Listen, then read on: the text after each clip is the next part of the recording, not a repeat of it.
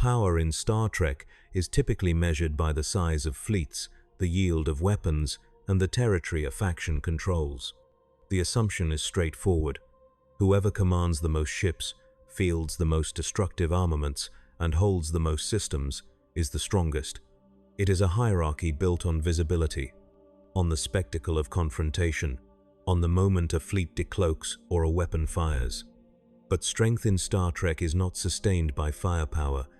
It is sustained by the mechanisms that determine whether a faction can continue to project force after the initial engagement ends. Political cohesion decides whether orders are followed during a crisis. Economic resilience determines whether losses can be replaced. Ideological flexibility governs whether a society can adapt to unexpected threats without fracturing from within. Internal legitimacy dictates whether a population supports expansion or quietly resists it. These forces operate beneath the surface of every border dispute and every treaty negotiation. They determine which empires endure prolonged decline without formal defeat, and which collapse despite overwhelming military advantage. The question is not which faction wins a battle. The question is which faction remains capable of fighting the next one. The official story ranks empires by observable dominance. The real story ranks them by the mechanisms that make dominance possible in the first place.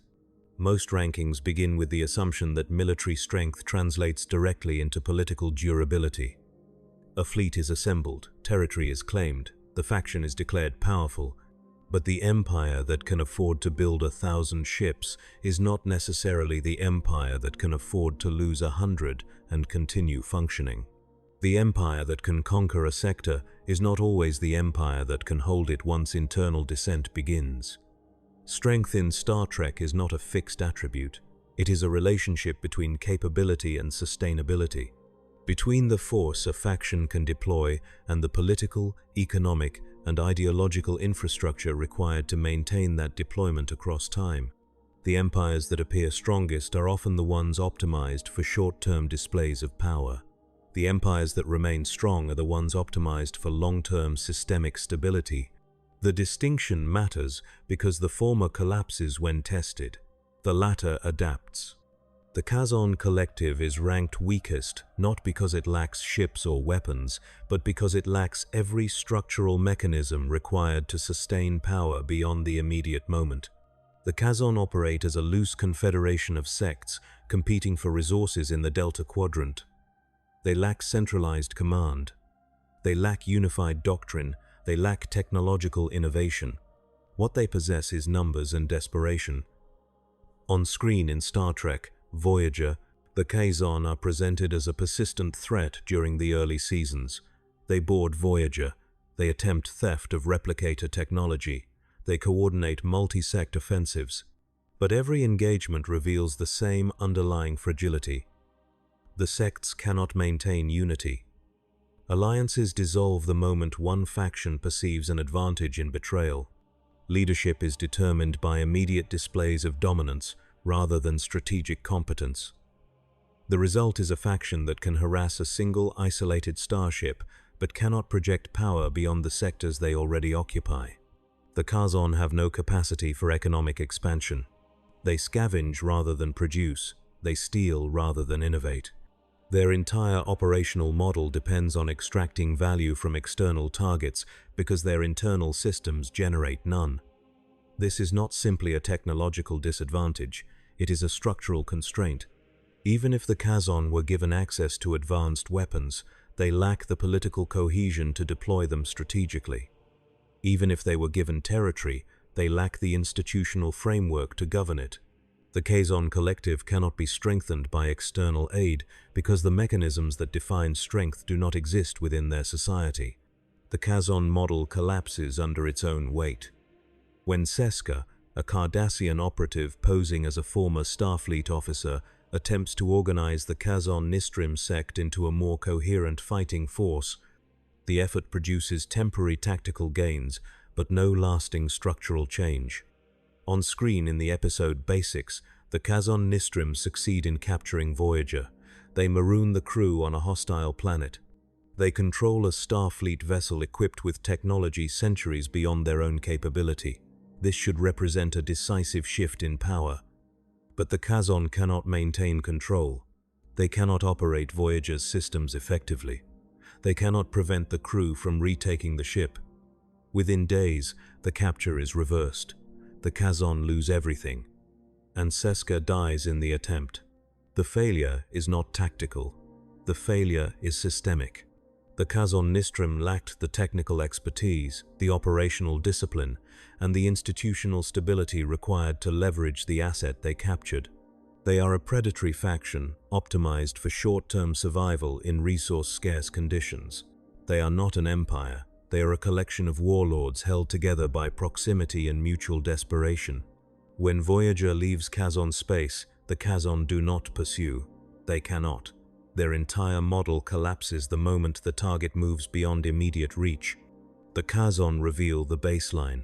Power without infrastructure is not power. It is violence waiting for exhaustion. The Breen Confederacy ranks higher because it possesses the one mechanism the Kazon entirely lack: operational security. The Breen are seen on screen during the Dominion War in Star Trek, Deep Space Nine. They strike Earth. They disable Starfleet vessels with energy-dampening weapons. They operate as Dominion allies with apparent independence. But almost nothing is known about their internal structure. Their homeworld is not confirmed. Their political system is not visible. Their motivations remain unclear even after the war ends. This is not an accident. The Breen operate through deliberate opacity. They reveal nothing about their capabilities until the moment those capabilities are deployed. They provide no intelligence for adversaries to exploit. They cultivate uncertainty as a strategic asset. On screen, the Breen energy-dampening weapon disables multiple Starfleet and Klingon ships during the Second Battle of Chintoka. The weapon functions once, then Starfleet and its allies adapt. The Breen do not deploy a second weapon. They do not escalate. They do not reveal whether further innovations exist. The war ends. The Breen withdraw. Canon provides no follow-up encounters that clarify whether the Confederacy possesses deeper reserves of technology or whether the energy-dampening weapon represented the limit of their strategic advantage. What is clear is that the Breen optimized for one specific type of engagement, the surprise strike that exploits an adversary's assumption of predictability. They succeeded. Then they stopped. The Confederacy does not expand. It does not conquer. It does not project sustained force. It operates as a deterrent power, a faction that can inflict sudden, localized damage but cannot sustain prolonged offensive operations. The Breen model depends entirely on the adversary not knowing what the Breen are capable of. Once that uncertainty is eliminated, the strategic advantage collapses. Starfleet adapts to the energy-dampening weapon within weeks. Klingon forces adjust their tactics. The Breen become a conventional military force rather than an existential threat. And conventional forces, no matter how disciplined, require resources, territory, and industrial capacity to sustain long-term operations. The Breen possess none of these at a scale comparable to the major powers. They rely on secrecy to compensate for material limitations. When secrecy fails, the limitations remain. The Breen are stronger than the Kazon because they possess centralized command and technological innovation. But they are weaker than higher-ranked empires because they lack the economic and territorial base required to fight extended wars. They are a scalpel, not a hammer. They can cut once. They cannot break walls. Operational security extends the life of limited resources. It does not create resources that do not exist. The Tholian assembly ranks higher still because it has solved the problem that constrains the Breen: territorial security. The Tholians control a clearly defined region of space. They defend their borders with absolute consistency. They do not invade. They do not expand. They do not negotiate. On screen in Star Trek Enterprise, the Tholians destroy the USS Defiant rather than allow Starfleet to recover it. On screen in Star Trek, the original series, the Tholians construct an energy web around the USS Enterprise rather than engage in direct combat. The pattern is consistent. The Tholians treat incursion into their space as an existential threat and respond with lethal force. They do not issue warnings. They do not permit exceptions. They do not recognize diplomatic immunity. The result is a faction that maintains absolute control over its territory without requiring the military output of a conquest-oriented empire. The Tholian model is defensive optimization. They do not need to project power across sectors because they have no interest in claiming sectors. They need only to ensure that no external force can penetrate their borders without prohibitive cost. This model works because the Tholians possess the political cohesion to maintain it. There is no visible internal dissent. There is no faction within the assembly advocating for expansionist policy. The Tholian government operates with perfect doctrinal unity.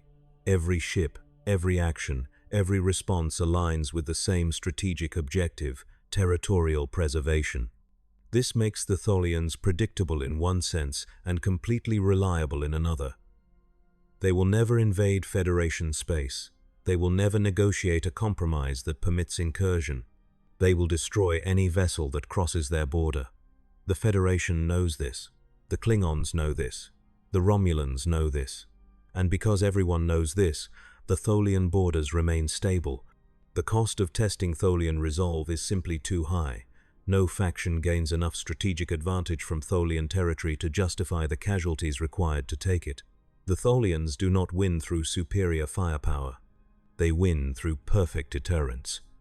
But deterrence only functions when the defending power can inflict unacceptable losses on any aggressor. The Tholians can do this within their own borders. They cannot do this outside them. Their fleet is optimized for defensive operations in familiar territory. Their energy web technology requires time to construct. Their doctrine does not include provisions for offensive campaigns or occupation logistics. The Tholians are stronger than the Breen because they do not rely on secrecy. They rely on certainty. But they are weaker than conquest empires because they cannot scale. They cannot expand their resource base. They cannot replace losses beyond the limits of their existing territory. The Tholian model ensures survival. It does not ensure growth. Certainty is a form of strength when your borders are enough. The Cardassian Union ranks higher because it attempted to solve the problem of resource scarcity through systematic conquest and extraction. The Cardassians are presented on screen in Star Trek, The Next Generation and Star Trek, Deep Space Nine, as a military power in decline. They occupy Bajor for decades. They extract its resources. They establish labor camps. They build infrastructure designed to maximize extraction efficiency. Then they withdraw. Not because they were defeated militarily, but because the occupation became economically unsustainable. The cost of maintaining control exceeded the value extracted. On screen, the Cardassian withdrawal from Bajor is framed as a strategic decision, but the underlying reality is economic collapse. The Cardassian Union expanded beyond its ability to sustain that expansion. It occupied territory without the political cohesion or ideological flexibility to hold it. Bajoran resistance was relentless. Cardassian casualties mounted. Resources were diverted to suppress uprisings rather than allocated to economic development. The occupation became a drain. The Union had no choice but to withdraw. But withdrawal did not solve the structural problem. Cardassia remained resource poor. Its economy remained dependent on conquest. Its political system remained authoritarian and brittle. The Cardassian government ruled through the Obsidian Order, a secret police organization that maintained internal control through surveillance, intimidation, and elimination of dissent. On screen, the Obsidian Order is presented as one of the most effective intelligence agencies in the quadrant. But effectiveness in suppression does not translate to effectiveness in governance. The Cardassian population did not support the government because they believed in its legitimacy. They obeyed because they feared the consequences of disobedience. This is a fragile foundation. The moment the government appeared weak, the moment the Obsidian Order suffered a major operational failure, the entire system became vulnerable to collapse. On screen in the episode Improbable Cause and The Die is Cast, the Obsidian Order launches a joint operation with the Romulan Tal Shiar to destroy the Founder's homeworld. The operation fails catastrophically. The entire Obsidian Order fleet is destroyed. The agency's leadership is eliminated. The Cardassian government loses its primary instrument of internal control, and almost immediately, the political structure begins to destabilize. Dissident movements gain strength. Military factions begin competing for power. The Union fractures. When the Dominion War began, the Cardassians allied with the Dominion because they saw no other path to survival. They subordinated their sovereignty in exchange for the promise of territorial gain and economic stability. The alliance delivered neither. The Dominion used Cardassian infrastructure. It absorbed Cardassian military assets. It treated Cardassia as a client state. Cardassian ships fought under Dominion command. Cardassian worlds were occupied by Jem'Hadar forces. The Union became a tool rather than a partner. And when the Dominion began to lose, it punished Cardassia for perceived disloyalty. On screen in the final episodes of Star Trek Deep Space Nine, Cardassian forces defect to the Federation alliance during the final battle. The female changeling responds by ordering the systematic extermination of the Cardassian population. Entire cities are destroyed. The death toll reaches 800 million. The Cardassian Union does not collapse because it lost a war. It collapses because its entire model was predicated on extraction without sustainability. It could not generate internal stability. It could not adapt to prolonged resistance. It could not maintain alliances. It optimized for conquest and discovered too late that conquest is not a substitute for legitimacy. The Cardassians rank above the Tholians because they possess offensive capability and territorial ambition. But they rank below higher empires because their internal systems cannot support the costs of sustained expansion. They are a declining power masquerading as a rising one. Ambition without infrastructure is a countdown to collapse. The Ferengi Alliance ranks in a category that defies conventional military assessment because it does not operate through military means. The Ferengi are merchants. Their economy is built on trade, acquisition, and profit maximization. On screen across Star Trek, The Next Generation and Star Trek Deep Space Nine, the Ferengi are often presented as comic relief. They are short. They are obsessed with profit. They follow the rules of acquisition with religious devotion. But beneath the surface presentation, the Ferengi Alliance operates as one of the most economically stable factions in the quadrant. They do not conquer territory. They do not build fleets designed for sustained warfare. They do not compete militarily with the Federation, the Klingons, or the Romulans. They compete economically, and they do so with remarkable success. The Ferengi control trade routes across multiple sectors. They maintain economic relationships with nearly every major power. They operate as neutral brokers in conflicts where direct engagement would be disadvantageous. The Ferengi model is economic resilience through diversification. They do not depend on a single resource, a single trade partner, or a single market. They spread risk across hundreds of ventures. When one investment fails, dozens of others continue to generate profit. This makes the Ferengi Alliance nearly impossible to destabilize through conventional military action. Destroying Ferengi ships does not collapse the Ferengi economy. Occupying Ferengi worlds does not eliminate Ferengi trade networks. The Alliance survives because its strength is distributed rather than concentrated. On screen in Star Trek Deep Space Nine, Quark, a Ferengi bartender operating on a Federation space station, becomes a central figure in maintaining stability during the Dominion War. He provides intelligence. He facilitates negotiations. He maintains economic relationships that prevent total breakdown of civilian infrastructure. Quark is not a soldier. He is not a diplomat. He is a businessman. But his function is critical.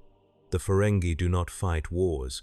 They ensure that wars do not destroy the economic systems everyone depends on. This is a form of power that is invisible until it is absent.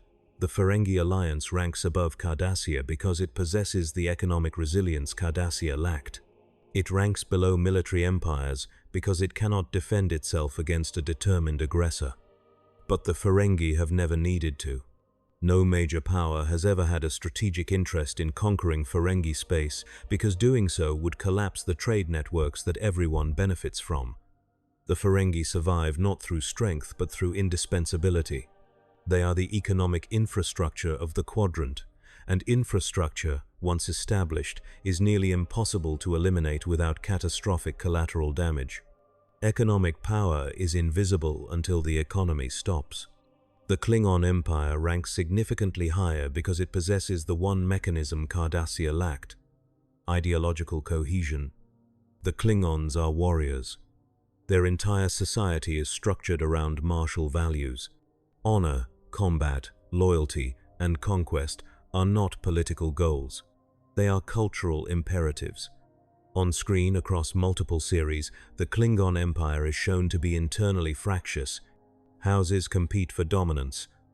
Political assassinations occur. Civil wars erupt. But the fractures never destabilize the empire as a whole, because every faction within Klingon society shares the same fundamental worldview. They all believe in the value of combat. They all respect strength. They all understand that weakness invites death.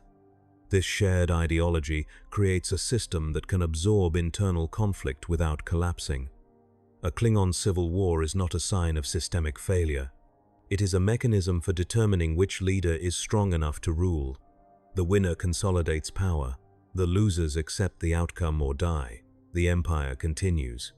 On screen in Star Trek: The Next Generation, the Klingon civil war nearly destabilizes the government. The House of Duras challenges Gowron's claim to leadership. The empire fractures into competing factions. Romulan forces provide covert support to the House of Duras in an attempt to install a puppet government.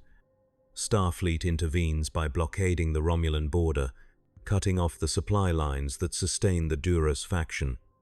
The civil war resolves when Gowron defeats the House of Duras in direct combat. The empire reunifies, doctrine is reaffirmed, the system stabilizes. This capacity for internal conflict without permanent fracture gives the Klingon Empire resilience that resource-dependent empires lack. The Klingons do not need economic prosperity to maintain cohesion. They do not need political reform to prevent rebellion. They need only to ensure that their leaders embody the warrior ethos the population expects. This creates a different kind of fragility. The Klingon Empire cannot adapt to threats that do not respect combat as the ultimate arbiter of legitimacy. It cannot negotiate from a position of perceived weakness without risking internal revolt. It cannot innovate technologically at the same pace as science-driven factions because innovation is not culturally valued. On screen, Klingon technology remains relatively stagnant compared to Federation advances. Klingon ships are durable and heavily armed, but they do not incorporate the same level of scientific innovation seen in Starfleet vessels. Klingon medical technology lags behind Federation standards. Klingon social systems do not adapt to changing circumstances. The Empire functions the same way in the 24th century as it did in the 23rd. This is not an accident. It is a feature of the system. The Klingons do not value change. They value tradition. They value the warrior code. And the warrior code does not accommodate technological or social evolution that might undermine the centrality of combat. The Klingon model works when the threat is another warrior culture or a faction that can be defeated through direct military engagement. It struggles when the threat is economic attrition, ideological subversion, or asymmetric warfare. The Klingons are stronger than Cardassia because their internal legitimacy is not dependent on conquest. They can lose battles without losing cohesion. But they are weaker than higher-ranked empires because their doctrine limits their strategic flexibility. They cannot stop being warriors, and that constraint defines the ceiling of their power. Cultural unity is strength until the culture itself becomes the constraint. The Romulan Star Empire ranks higher because it solved the problem the Klingons could not: strategic patience. The Romulans do not fight unless the conditions are overwhelmingly favorable. They do not reveal their capabilities unless forced. They do not enter alliances unless they can extract maximum advantage with minimum risk. On screen in Star Trek: The Next Generation, The Romulans operate behind cloaking technology that renders their fleet invisible until the moment of engagement. They manipulate Klingon politics. They attempt covert incursions into Federation space. They sabotage treaties. They destabilize rivals through intelligence operations rather than direct warfare. The Romulan model is optimized for minimizing risk while maximizing influence. This makes them difficult to counter. The Federation cannot predict Romulan actions because the Romulans reveal nothing until the operation is already in motion. The Klingons cannot intimidate the Romulans because the Romulans refuse to engage in direct confrontation unless they control the terms. The Romulans are willing to wait years for the right moment. They are willing to sacrifice short-term opportunities to preserve long-term advantage. On screen in Star Trek Deep Space Nine, the Romulans remain neutral for the first 2 years of the Dominion War. They observe. They gather intelligence.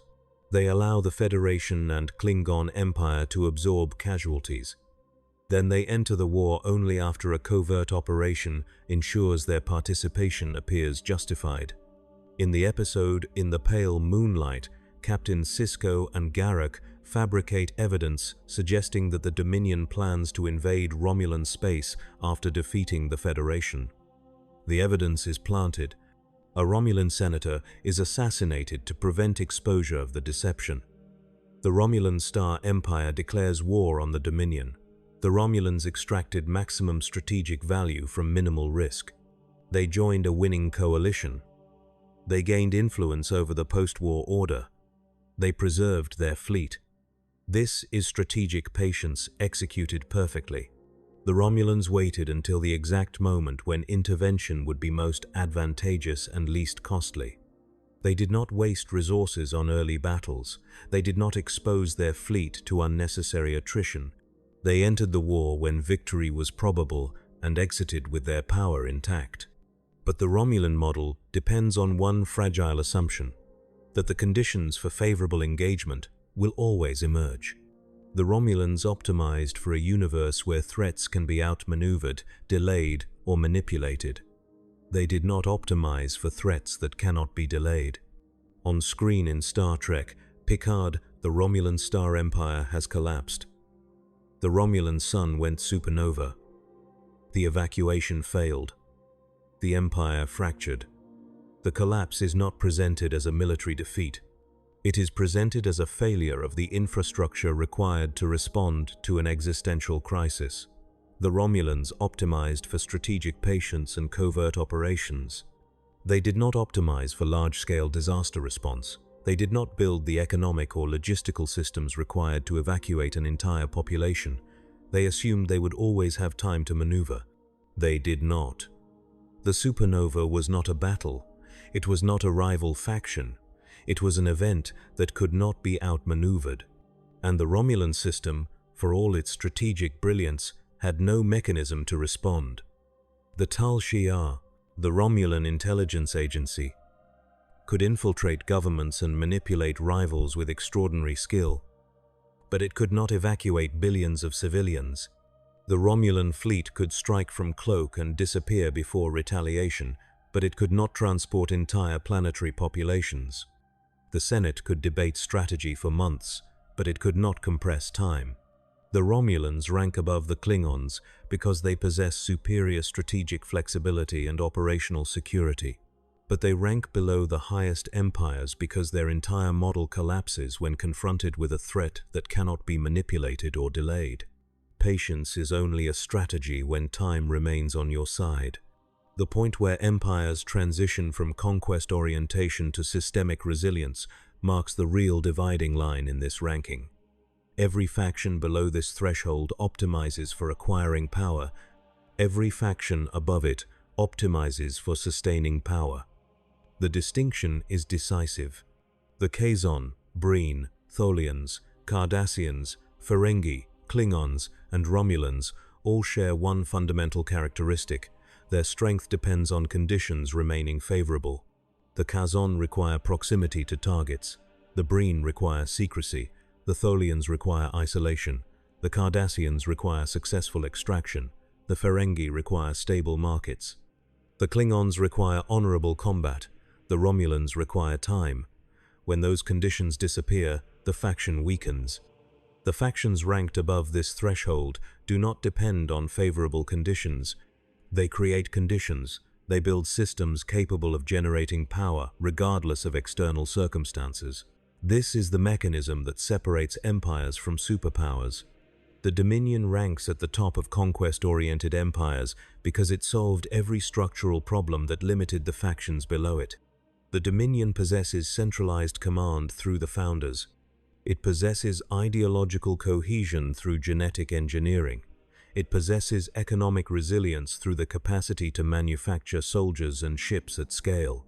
It possesses strategic flexibility through the Vorta diplomatic corps. And it possesses overwhelming military force through the Jem'Hadar. On screen in Star Trek Deep Space Nine, the Dominion is presented as the most formidable adversary the Federation has ever faced. It controls the Gamma Quadrant. It expands into the Alpha Quadrant through the Bajoran wormhole.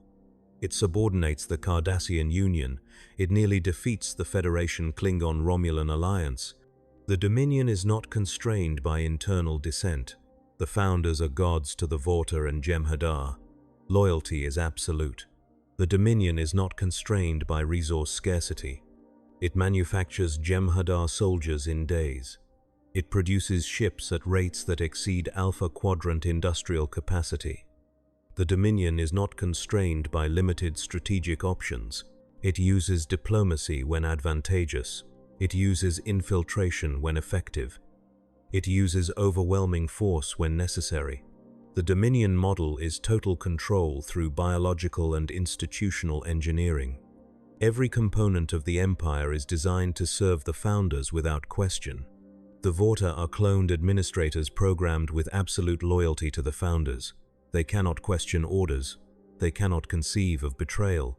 They are biologically incapable of prioritizing their own survival over the Founders' objectives. The Jem'Hadar are genetically engineered soldiers bred for combat.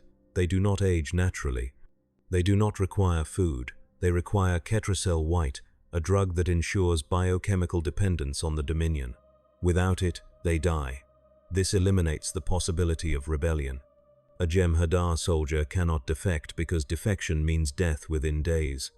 The Founders themselves are shapeshifters capable of infiltrating any organization, impersonating any individual, and gathering intelligence without detection. On screen, changeling infiltrators replace key Starfleet personnel, Klingon leaders, and Romulan officials. The paranoia this creates is as effective as military force. The Alpha Quadrant powers cannot trust their own leadership. They cannot verify identities. They cannot secure their governments. The Dominion weaponizes uncertainty. This combination of biological control, strategic infiltration, and overwhelming force makes the Dominion the most effective conquest machine in Star Trek.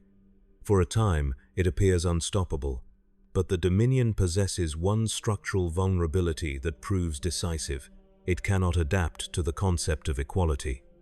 The Founders engineered their society to depend entirely on their absolute authority. The Vorta cannot question. The Jem'Hadar cannot disobey. This system functions perfectly when the Founders remain invincible.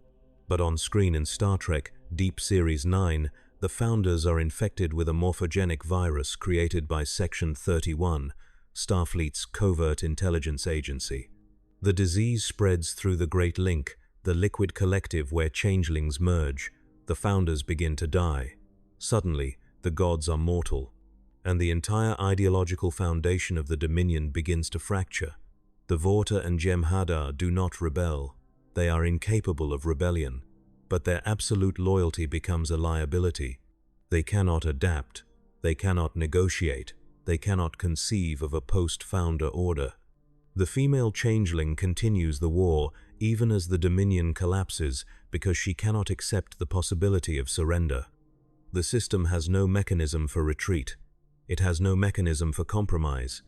It has no mechanism for anything other than absolute dominance or total annihilation.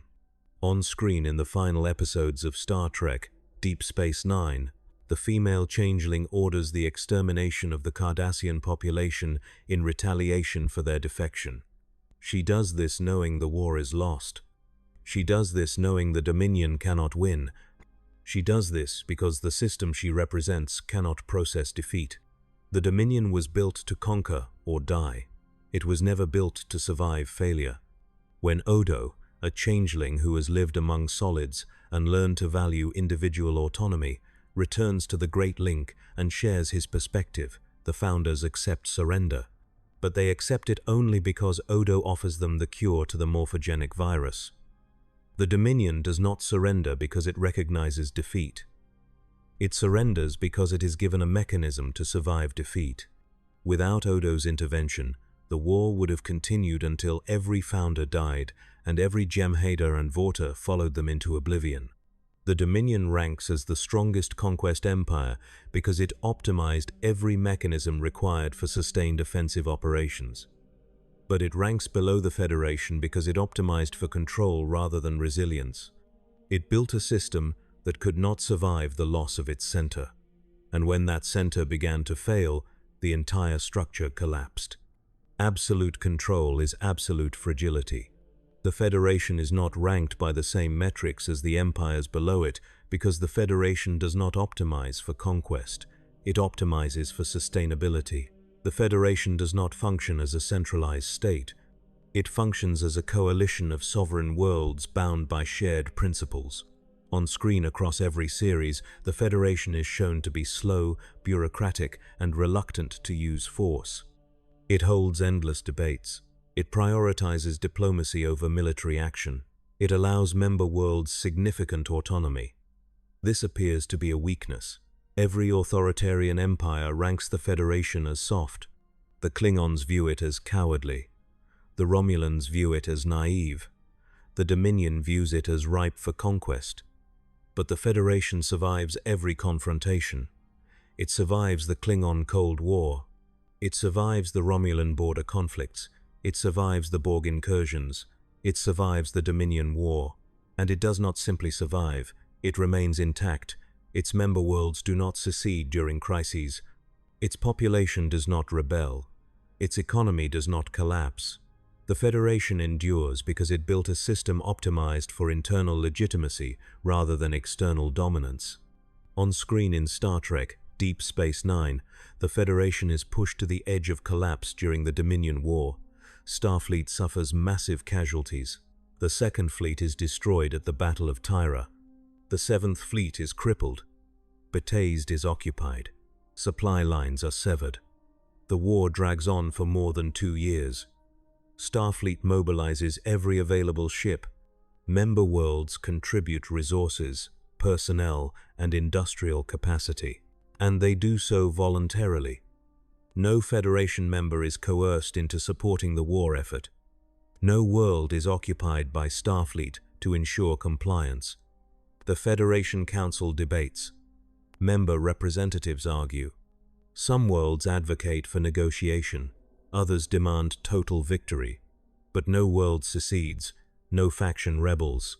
The Federation remains unified not because dissent is suppressed, but because dissent is accommodated within the system. On screen in the episode Inter Arma Enim Silent Leges, the debate over Section 31's role in Federation security exposes deep ideological divisions within Starfleet itself. Dr. Bashir opposes Section 31's methods. Admiral Ross defends them as necessary. The tension is never resolved, but the tension does not fracture the Federation. It remains a coalition capable of containing internal disagreement without collapsing into civil war. This is the mechanism that separates the Federation from every empire below it. The Federation does not need to compel loyalty, it earns it. And because loyalty is earned rather than enforced, it remains stable under conditions that would shatter authoritarian systems. The Federation can lose a war and remain a federation. Cardassia cannot. The Klingon Empire can lose a civil war and remain an empire, but it cannot lose a war without risking ideological collapse. The Romulans can manipulate their rivals indefinitely, but they cannot survive an existential crisis that requires mass mobilization. The Dominion can conquer an entire quadrant, but it cannot survive the mortality of its gods. The Federation can survive all of these because it does not depend on conquest, cultural rigidity, strategic manipulation, or absolute control. It depends on the voluntary cooperation of hundreds of worlds that believe in the same principles. And that belief is the strongest mechanism in Star Trek. On screen, the Federation's resilience is tested repeatedly. In Star Trek: The Next Generation, the Borg destroy 39 Starfleet ships at the Battle of Wolf 359. The Federation does not collapse, it rebuilds. In Star Trek: Deep Space Nine, the Dominion occupies Deep Space Nine and controls the Bajoran wormhole for months. The Federation does not surrender, it counterattacks. In Star Trek: Voyager, a single Starfleet vessel is stranded 70,000 light-years from home. The crew does not abandon Starfleet principles. They maintain them across 7 years in the Delta Quadrant. The Federation model is distributed resilience. It does not depend on a single leader, a single fleet, or a single world. It depends on a network of autonomous systems that share common values. When one system fails, the others compensate.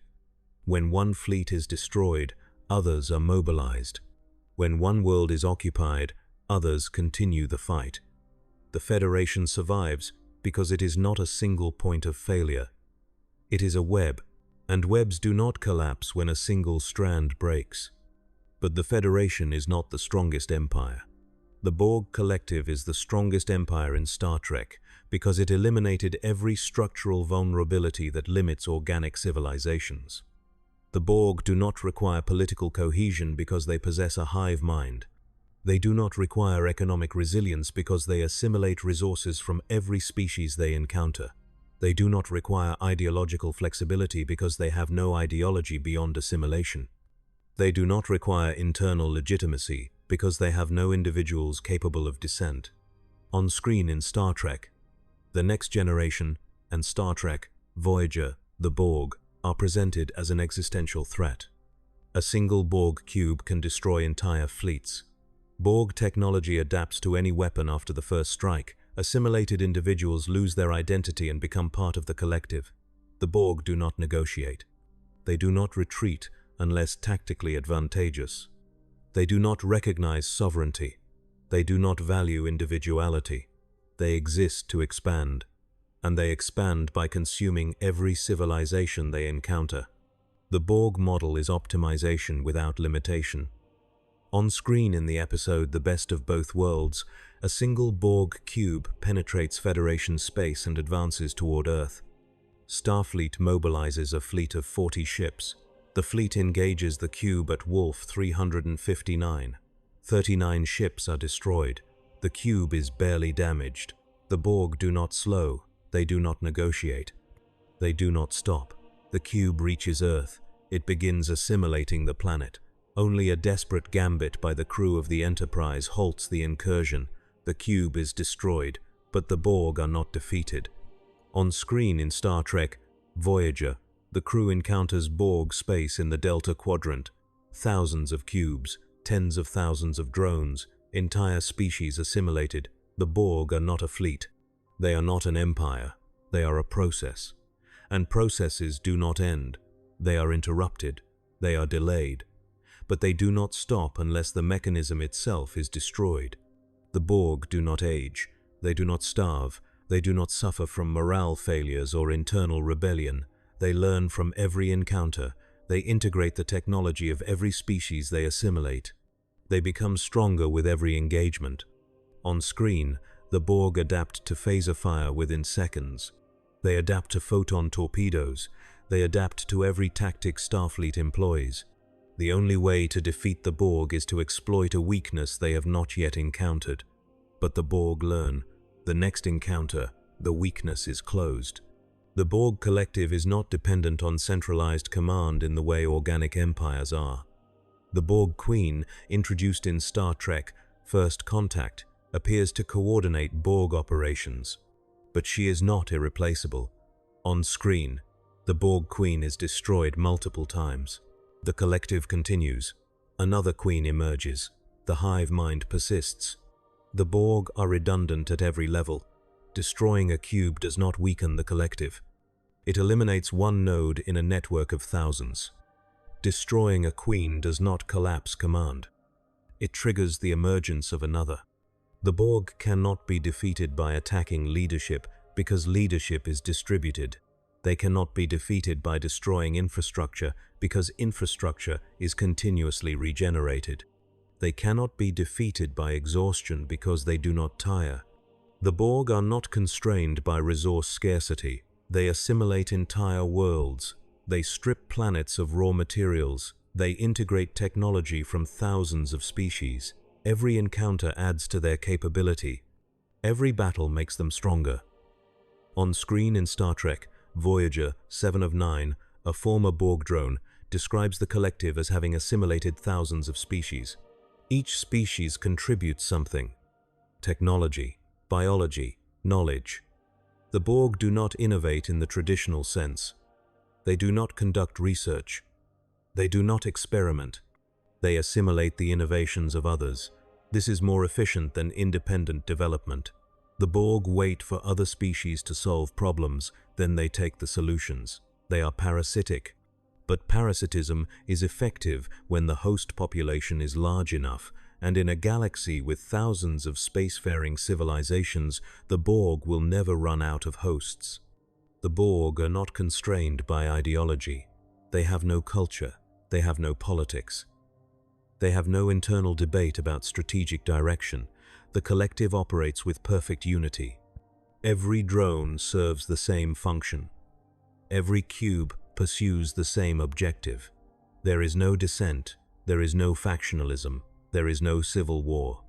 The Borg do not suffer from the political instability that weakens organic empires. They do not fracture under pressure. They do not collapse when leadership fails. They are a machine. And machines do not doubt. On screen in Star Trek, Voyager, the crew discovers that the Borg encountered species 8472, a race from fluidic space. Species 8472 is biologically superior to the Borg. Their immune systems reject assimilation. Their weapons destroy Borg cubes with single strikes. The Borg are losing. For the first time on screen, the Borg face an adversary they cannot assimilate and cannot defeat through conventional means. The Borg adapt. They do not panic. They do not retreat. They seek an alliance with Voyager to develop a weapon against species 8472. The alliance succeeds. The Borg survive. This is the fundamental strength of the Borg. They do not require victory in every engagement. They require only survival long enough to adapt. The Borg collective is not ranked first because they are the most powerful military force. They are ranked first because they are the only faction in Star Trek that cannot be defeated by attacking its structural weaknesses. They have none. The Borg do not depend on political cohesion. They do not depend on economic resilience. They do not depend on ideological flexibility. They do not depend on internal legitimacy. They do not depend on leadership. They do not depend on morale. They do not depend on supply lines. They do not depend on anything that can be targeted and destroyed. The Borg are self-sustaining. They are self-repairing. They are self-replicating. They are a process that continues until it is forcibly stopped. And stopping the Borg requires eliminating the entire collective. On screen, no faction has ever demonstrated the capacity to do this. The Federation has destroyed individual cubes. Voyager has disrupted Borg operations. But the collective endures. The Borg remain the ultimate threat in Star Trek because they represent power without weakness. They are the logical endpoint of optimization. They are what happens when every structural vulnerability is systematically eliminated. The real question was never which empire could win a single battle. The question was always which empire could survive indefinitely. The empires ranked weakest collapsed because they optimized for immediate survival without building the infrastructure required for long-term sustainability. The Kazons scavenged, the Breen hid. The Tholians isolated, the Cardassians extracted, the Ferengi traded, the Klingons fought. The Romulans manipulated, the Dominion controlled, the Federation cooperated, the Borg assimilated. Each model worked until it encountered the specific condition it was not designed to survive. The Kazon encountered resource exhaustion, the Breen encountered strategic exposure, the Tholians encountered territorial limits, the Cardassians encountered economic collapse, the Ferengi encountered market disruption, the Klingons encountered cultural rigidity, the Romulans encountered existential crisis, the Dominion encountered mortality, the Federation encountered prolonged total war, the Borg encountered individuality. Most of them failed. The Federation survived because it built a system where failure was distributed rather than concentrated. The Borg survived because they built a system where failure was irrelevant. Power in Star Trek is not measured by the size of the fleet. It is measured by the ability of the system to continue functioning after the fleet is destroyed. The empires that appear strongest are often the most fragile. The empires that endure are the ones that built mechanisms for survival, rather than mechanisms for dominance. The ranking is not a reflection of military output, it is a reflection of structural resilience. And resilience, not firepower, determines which empires remain standing when the war is over. The Kazon cannot replace losses. The Breen cannot sustain campaigns. The Tholians cannot expand. The Cardassians cannot hold territory. The Ferengi cannot defend themselves. The Klingons cannot adapt. The Romulans cannot respond to existential threats. The Dominion cannot survive without the Founders. The Federation can survive anything except the complete destruction of every member world. The Borg can survive anything except the complete destruction of the collective itself. And no faction in Star Trek has ever demonstrated the capacity to achieve that. The hierarchy is not a ranking of strength, it is a ranking of durability. The question is not who wins, the question is who remains. The Borg remain, they always remain. Every other empire is temporary. Every other empire depends on conditions remaining favorable. The Borg create their own conditions. They are the strongest empire in Star Trek because they are the only empire that cannot be weakened by anything except total annihilation. And total annihilation requires a level of sustained offensive capability that no faction has ever possessed. The Federation comes closest, but the Federation optimizes for survival, not extermination. The Federation does not seek to destroy the Borg. It seeks to coexist with them, and coexistence with the Borg means accepting that the collective will endure. The ranking ends with the Borg because the Borg represent the upper limit of sustainable power. They are what happens when an empire solves every structural problem. They are what happens when weakness is eliminated. They are the final answer to the question of strength.